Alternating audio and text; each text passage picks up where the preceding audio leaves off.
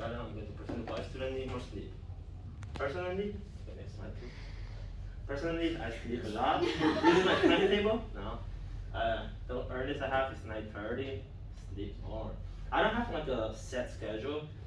I sleep like whenever I want. And you see that there was gaps here.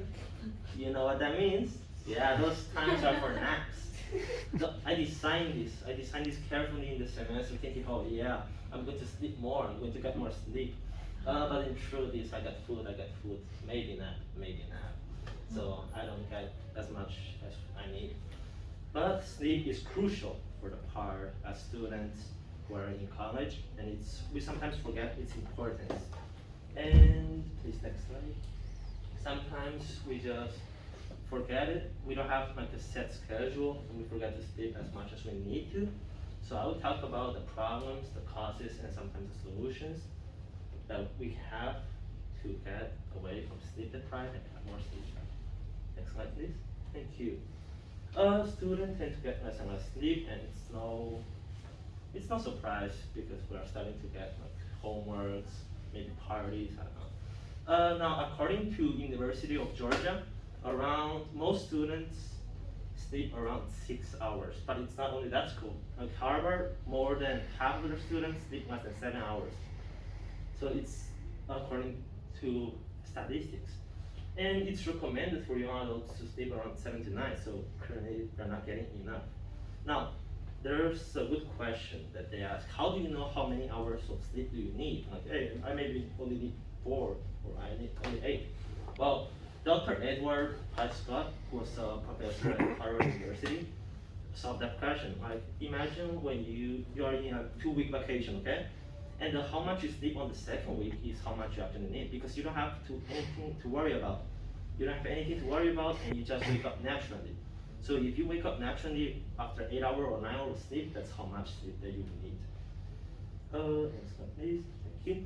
And it is another statistic that most students sleep around 5 to 6 hours, which is not enough, or not recommended for students to sleep. And more than half of the students who sleep late, they tend to get affected by the academics get affected because they didn't do well on their exam because of lack of sleep.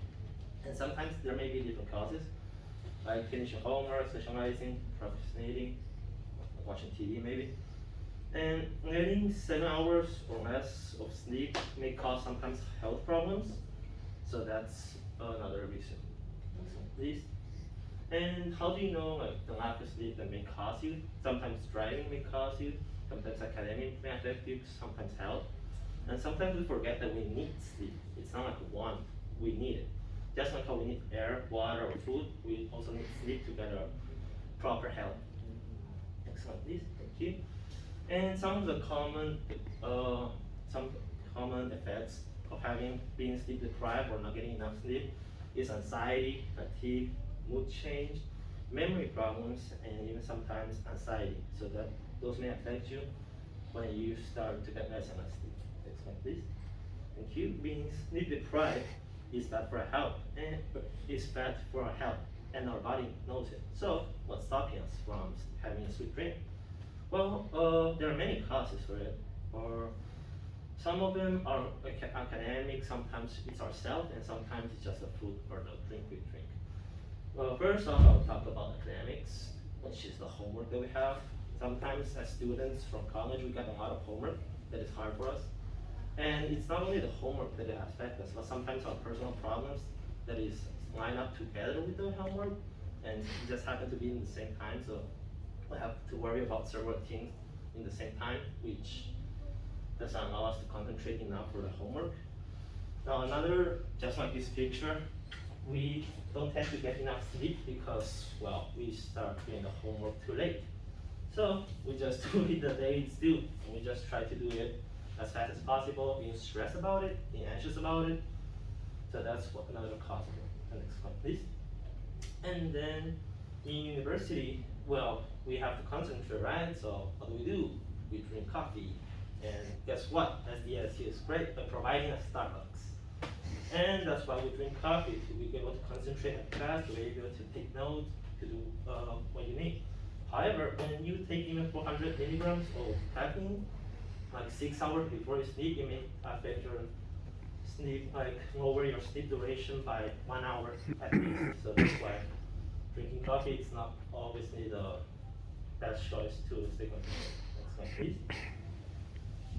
And then another problem is just ourselves, I guess, because sometimes we just start to, I guess when we start to do homework, we hear our phone ringing, and we just pick it up and start scrolling through it.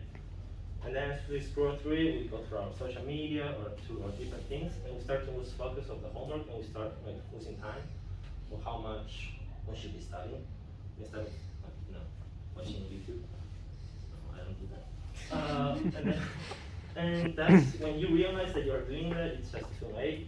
And even after you finish your homework and you're done, you go to your bed, you lie down, start to scroll through it, and you sometimes just scroll through it, and sometimes I included, I get around 4 or 5 hours sleep because I forgot to sleep.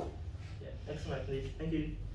So, well, now that we know how sleep can impact you, we'll discuss ways so that you can get a good night's sleep. Next slide. Now, you should think of sleep as a medicine. Medicine that helps you, because a medicine you have to take a certain amount at a certain time. So it's the same for sleep, that you take a certain amount at a certain time, and it's a medicine that can improve your mental health and also improve your performance of everyday life. Next slide. Now, a little bit.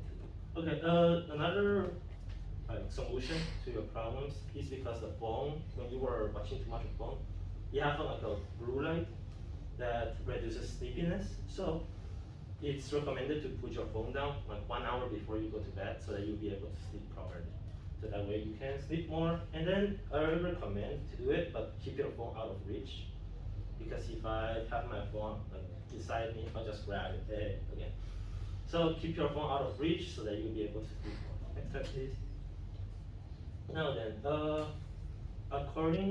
when you go to sleep, it's recommended, or when you wake up in the middle of the night, it's recommended to like not look at the clock at the time that you are at.